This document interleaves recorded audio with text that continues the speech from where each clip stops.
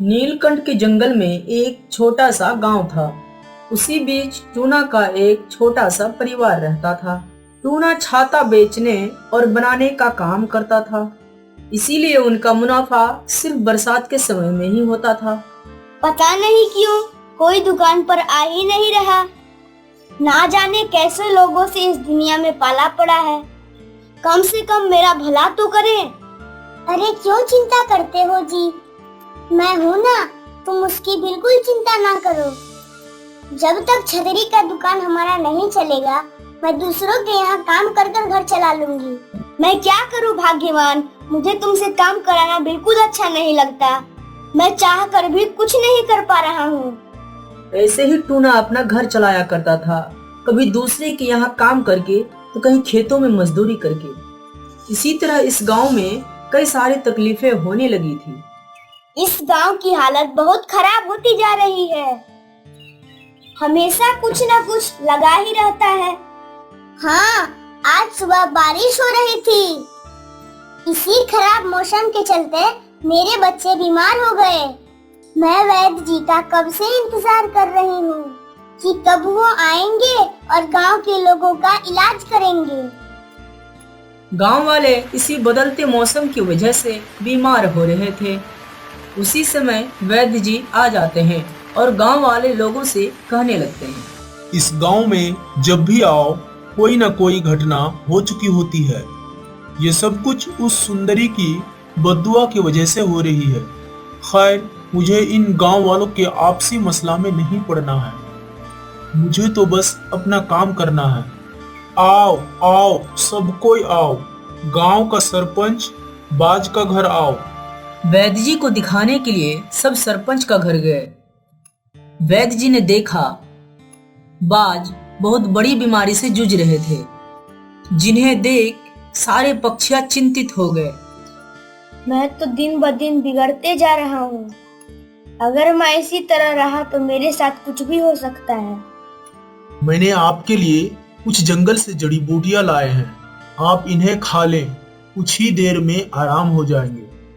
मैं जब तक ठीक ना हो जाऊं, आप मेरे गांव वालों का रक्षा कीजिए। आप बिल्कुल चिंता मत कीजिए सरपंच जी, मैं हूं ना। वैद्य जी सारे पक्षियों का सरपंच के घर में ही जांच करने लगते हैं। बारिश तेज होती जा रही थी। सिर्फ टूना का घर ही एक ऐसा घर था जहां पर एक भी बूंद पानी नहीं गिरी थी।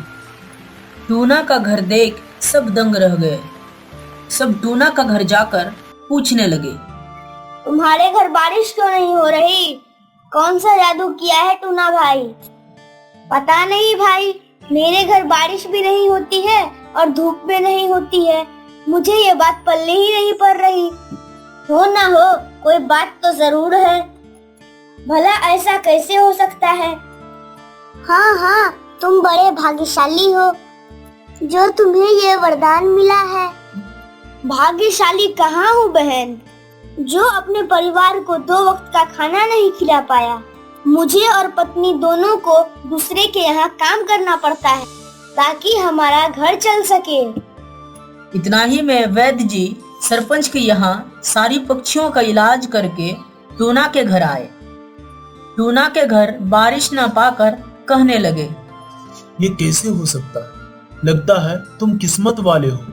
सुंदरी ने इस गांव की रक्षा के लिए तुम्हें चुना है। इसका मतलब वो हुनरबाज तुम हो।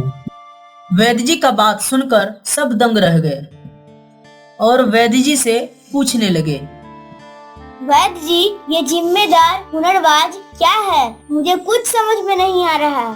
ये बहकी बहकी बातें आप कब से करने लगे वैद्य जी? लगता है सच्चाई बताने का सही समय आ गया है। सारी गांव वालों को यहाँ बुला लो और मेरी बात गौर से सुनना। सभी को इकट्ठा किया और वैद्य जी एक रहस्यमय तरीके से सारी बात बताने लगे। यह बात करीब 12 साल पुरानी है। इस गांव के सरपंच बाज ने पैसों की लालच में पूरी जंगल की पेड़ को काट कर बेचने लगे। हाँ, काट दो पूरी जंगल। इस लकड़ियों को बेचकर हम एक अच्छा पैसा बना लेंगे। साहब, जंगल तो मैंने पूरी काट दी, मगर जंगल के बीचों बीच सुंदरी की एक कोठी है, उसका क्या करें? क्या करें मतलब? उसे भी तोड़ दो। सरपंच का ये बात कहते ही कई पक्षियां मिलकर घर को तोड़ देती है। उसी बीच सुंदरी आ जाती है। घर टूटा देखकर कहने लगी, तुम सब पापियों का विनाश जरूर होगा। तुम सब ने मेरा घर और परिवार उजाड़ा है। ये जंगल मेरे परिवार से कम नहीं था। तुम्हारा भी घर, परिवार और पूरा गांव विनाश होगा। नहीं नहीं, ऐसा बद्दुआ मत दो। कृपया करके मुझे माफ कर दो। इस श्राप से मुक्त होने के लिए तुम्हारे गांव में एक हुनरबाज आएगा, जो अपने हुनर से गांव को प्रलय के प्रकोप से बचाएगा। उसकी बनाई हुई चीज को अपने घर पर लगा देना। ऐसा करते ही तुम्हारी सारी समस्या दूर हो जाएगी। टूना के घर बारिश नहीं हो रही, इसका मतलब टूना एक हुनरबाज है। मुझ में ऐसा कौन सा हुनर है जो मैं पूरे गांव की मदद कर सकता हूँ? तुमसे अच्छी छतरी कोई बना सकता है भला? तुम अपनी एक बनाई हुई छतरी दो। टूना की पत्नी टूना से एक छतरी लेकर एक घर पे लगा देती है। जैसे ही वो मामूली सी छतरी घर पे लगाती है, घर एक छतरी घर बन जाती है। मानो ये छोटी सी छतरी पूरे घर को ढांक लिया। इसे देखकर सारी पक्षियां दंग रह जाते हैं। देखा, तुम्हारा गांव का भला सिर्फ और सिर्फ टूना ही कर सकता है। टूना भाई, मुझे एक छतरी दीजिए ना। मेरे बच्चे तो पहले से ही बारिश में बीमारी से जूझ रहे हैं। अगर आपने मुझे छाता दे दी तो आपकी बहुत बड़ी मेहरबानी होगी। हाँ टूना भाई, मुझे भी एक छतरी दो। आप लोग ऐसे पराई की तरह क्यों व्यवहार कर रहे हैं? मैं पूरे गांव को छतरी दूंगा। फिर टूना की पत्नी कहती है, जी, मैं आपका इसमें पूरा साथ दूंगी। टूना और उनकी पत्नी मिलकर दिन रात मेहनत करके पूरे गांव के लिए छतरी बना दी। देखते ही देखते टूना सभी को छतरी देना शुरू कर दिया। हर कोई अपना अपना घर में छतरी लगाने लगे। सभी के छतरी घर को देखकर सरपंच बीमारी के हालत में वहां आ गए और टूना से कहने लगा, तुम मुझे छतरी नहीं दोगे क्या? क्यों नहीं सरपंच जी, आप ऐसी बात क्यों कर रहे हैं? आप तो इस गांव के सरपंच हैं। अगर मैं आपको छतरी नहीं दूंगा तो किसे दूंगा? वैसे ये बद्दुआ कब तक चलेगा? इसका कोई अंत नहीं है क्या? बारिश के पानी से तो सब बच गए, मगर बीमारियां से कैसे बचे?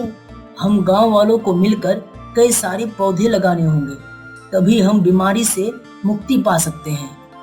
तभी पूरे गांव वाले मिलकर पेड़ पौधा लगाना शुरू कर देते हैं और पूरी गांव बीमारी से मुक्त हो जाते हैं और सुंदरी की बद्दुआ भी खत्म हो जाती है। फिर टूना का आर्थिक स्थिति सही हो जाती है। आलसी बिरयानी वाले की सफलता। एक जंगल में टूना अपनी पत्नी के साथ रहता था। वे लोग बहुत गरीब थे, जिसकी वजह से टूना की पत्नी टूनी को दूसरे के घर में खाना बनानी पड़ती थी। वही टूना ज्यादा कुछ नहीं करता था, क्योंकि गरीब होने के बावजूद भी वो काफी आलसी था और वह हरदम सोए रहता था। एक दिन की बात है, टूनी काम पे जा रही थी। वह अपने पति से कहा, सुनिए, मैं काम पे जा रही हूँ, आप भी कहीं काम देख लीजिए ना। फिर टूना कहता है, अरे क्या काम देख लूं? ऐसे भी हम लोग गरीब से अमीर तो हो नहीं जाएंगे। ऐसा क्यों कह रहे हो जी? अगर हम लोग मेहनत करेंगे तो गरीब से अमीर हो जाएंगे। ऐसा थोड़ी ना होता है, ये सब कहने की बात है। काम कर लेंगे तो अमीर हो जाएंगे। आप कैसा बात करते हैं जी? काम करेंगे तब ना अमीर होंगे। अच्छा ठीक है, जाओ तुम काम पे जाओ। कहीं काम मिल गया तो कर लूंगा, और नहीं तो मैं बस सोया रहूंगा। तुम काम करो, उसी में गुजारा हो जाएगा। फिर टूनी कहती है, अरे अभी तो हमारे बच्चे भी नहीं हैं। अगर अभी काम नहीं किए तो कब काम करोगे? बच्चे हो जाएंगे, फिर खर्च बढ़ जाएंगे ना। अरे टूनी, तुम भी ना कितनी दूर की सोचती हो। जब बच्चे होंगे तब देखा जाएगा। फिर टूनी काम पे चली जाती है। शाम होते ही टूनी घर लौट आती है। अगले दिन सुबह टूना और उनकी पत्नी टूनी जंगल की सैर में निकल जाते हैं। टूना और टूनी थोड़ी दूर चली जाती है। अचानक बारिश शुरू हो जाती है। बारिश के पानी से बचने के लिए टूना और टूनी एक पेड़ के नीचे खड़े हो जाते हैं। टूनी अपनी पति टूना से कहता है, ये बारिश तो रुक ही नहीं रहा, बहुत तेज बारिश हो रही है। अब हम लोग घर कैसे जाएं? लगता है आज रात हम दोनों को यही गुजारनी होगी। ये बारिश तो रुक ही नहीं रहा, अब क्या करें? हम लोग अगर बारिश के डर से यहाँ रुके और हमारे घर से कोई सामान चुरा लिया तो? ओहो, गरीब घर में क्या हो सकता है भला? कौन सा अमीर है हम लोग? कौन सा सोना चांदी है जो लोग चुरा ले जाएगा? ये दोनों बात कर ही रहे होते हैं। तोता छाता लेकर आ जाते हैं। तुम लोग कौन हो? बारिश में पेड़ के नीचे क्या कर रही हो? फिर टूनी, क्या करूं? हम लोग भोजन ढूंढने आए थे और अचानक बारिश शुरू हो गई, फिर हमें यहाँ रुकना पड़ा। फिर तोता, एक काम करो, मैं एक छाता लेकर आती हूँ, तुम लोग अपना घर चले जाना। इतनी तेज बारिश में तुम दोनों भीग जाओगे। नहीं नहीं, ऐसा कोई बात नहीं, बारिश रुक जाएगी फिर मैं चला जाऊंगा। लगता है ये बारिश आज रुकेगी ही नहीं। धन्यवाद। नहीं नहीं, आप छाता मत लाइए, बारिश रुक जाएगी, हम लोग चले जाएंगे। ये तीनों बात कर ही रहे थे, बारिश अचानक रुक जाती है। फिर टूनी कहती है, देखा, मैंने कहा ना बारिश रुक जाएगी।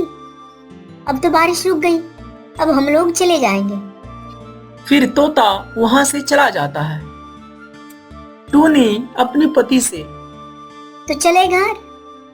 ये दोनों जाने ही वाले थे कि इनकी नजर एक बड़ी सी पतीली में पड़ती है। ये दोनों पतीली के पास चले जाते हैं। अरे, ये पतीली किसका है? किसने छोड़ गया ये पतीली? ये दोनों बात कर ही रहे थे, पतीली से आवाज आता है, अरे मुझे कोई नहीं छोड़ गया, मैं एक जादुई पतीला हूँ, मुझे तुम दोनों घर ले चलो, मैं पैसों की बारिश कर दूंगा, और हाँ, तुम दोनों बिरयानी भी बना सकती हो। फिर टूना, अरे, ये पतीला तो बोलता भी है, अब तो हमारी लॉटरी लग गई। चलो इसे घर लेके चलता हूँ। ये कहकर टूना उस पतीला को घर ले आता है। उसी दिन से टूनी दूसरे के यहाँ काम करना छोड़ देती है। टूनी अपने पति से कहता है, आप मार्केट जाएं और बिरयानी का सामान ले आएं।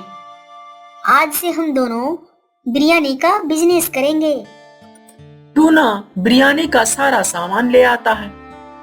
टूनी बिरयानी बना देती है।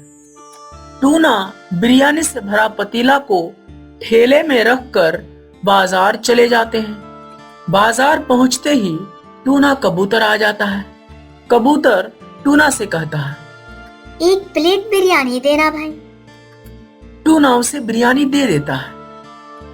कबूतर टूना से कहता है, अरे टूना, तुम तो बड़े आलसी थे। जब भी मैं तुझे बुलाता था काम पे, तुम तो सोया रहता था। आज ये सूरज पश्चिम से कैसे निकल आया? क्या बताऊं भाई, जब घर पर बीवी का हुक्म चले ना, तो अच्छों को सीधा होना पड़ता है। मेरी पत्नी बिरयानी बना देती है और मैं बाजारों में बेचा करता हूँ। फिर कबूतर कहता है, नहीं नहीं, बहुत अच्छा है, ये धंधा तो अच्छा है। तुम्हारा बिरयानी का तो कोई जवाब ही नहीं, बड़ा स्वादिष्ट बिरयानी है। कबूतर को देख कई ग्राहक आ जाते हैं, सारी बिरयानी को बेच लेते हैं और बस एक ही प्लेट के बराबर बिरयानी रह जाता है। टूना कहता है, अरे अब तो शाम भी हो गई, चलो इसे घर ले जाता हूँ। यह कहकर टूना घर जाने लगता है। रास्ते में किसी का रोने की आवाज आने लगता है। अरे, ये कौन रो रहा है? री तोता, तुम क्यों रो रही हो भला? क्या बताऊं टूना भैया, बारिश में मेरा सारा सामान बह गया। मेरे पास खाने का कुछ भी नहीं है। मुझे बहुत भूख लगी है। कुछ खाने को मिल जाता तो अच्छा होता। मेरे पास बिरयानी है, लो इसे खा लो, तुम्हारी भूख खत्म हो जाएगी। टूना तोता को बिरयानी देकर घर चला आता है। टूनी, वह टूनी, लो मेरी जिंदगी की सबसे पहली कमाई। आज मेरा पहला दिन था और मैंने पूरे 3000 रुपए कमाया। अब तो हमारा भाग खुल गया जी, अब तो हम अमीर हो जाएंगे। फिर पतीला से आवाज आता है, तुम दोनों एक बात ध्यान से सुनो। अगर मेरा दुरुपयोग किया तो मैं यहाँ से चला जाऊंगा। मैं हर गरीबों का मदद करता हूँ। जब तुम दोनों बहुत अमीर हो जाओगे, मैं यहाँ से किसी और गरीब के पास चला जाऊंगा। मैं गरीबों का जादुई पतीला हूँ। अगले दिन सुबह टूना ठेले में बिरयानी से भरा पतीली को लेकर चला जाता है। टूना गरीब पक्षियों को बिरयानी फ्री में खिलाता है और वे लोगों का मदद करने लगता है।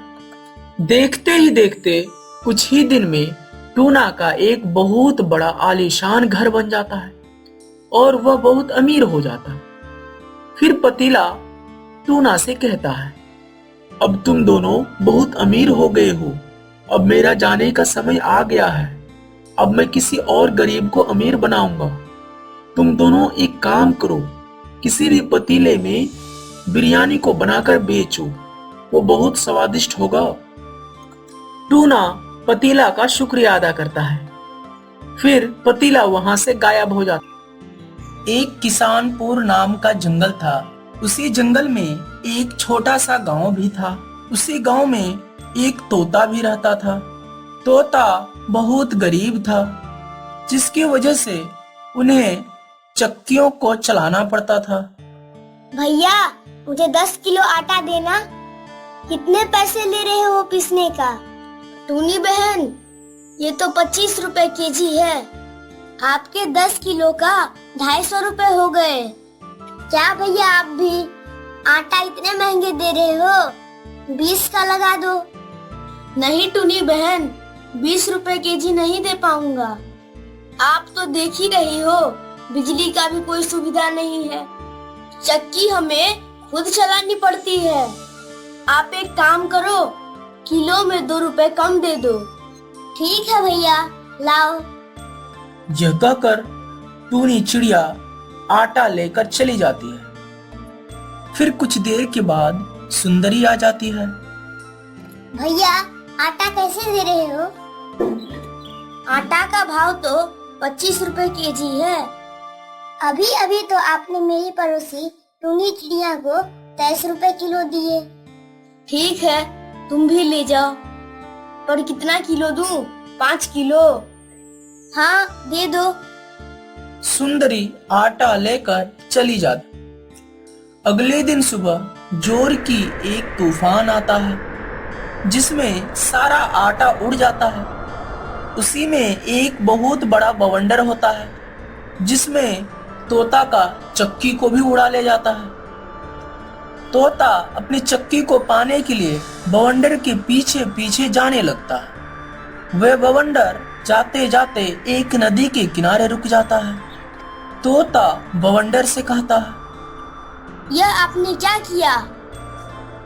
मेरे चक्की और सारे आटे को उड़ा ले गया। एक तो मैं गरीब हूँ और अब मैं अपना गुजारा कैसे करूँगा? अभी के अभी मुझे मेरा आटा और चक्की वापस करो। अरे मूर्ख तोता, अब ये वापस नहीं हो सकता। ये सारा हवा के साथ उड़ गया है। मूर्ख मुझे बोलते हो? मेरे आटा और चक्की को उड़ाकर? मैं वो सब कुछ नहीं जानता। मुझे सिर्फ मेरा चक्की चाहिए। ठीक है, अभी तुम इतना गुस्सा मत करो। मैं तुम्हें एक जादुई बाल्टी देता हूँ। मंत्र पढ़ते ही आटा भर आएगा। बाल्टी बाल्टी कुछ ऐसा कर दे, मेरे दुकान को फिर से चला दे, मेरी गरीबी को दूर कर दे, बाल्टी को तू आटे से भर दे। ये मंत्र पढ़ते ही तोता का बाल्टी आटे से भर जाता। फिर तोता घर जाने लगता है। तोता को घर जाते हुए कालू कौवा देख लेता है और कहता है, अरे तोता तो बहुत गरीब था, वो इतना सुंदर बाल्टी कहाँ से लेकर आ गया? उसके पास तो खाने तक के पैसे नहीं थे। जरूर कोई तो राज है, चलो मैं इनका पीछा करता हूँ। यह कहकर तोता घर पहुंच जाता है।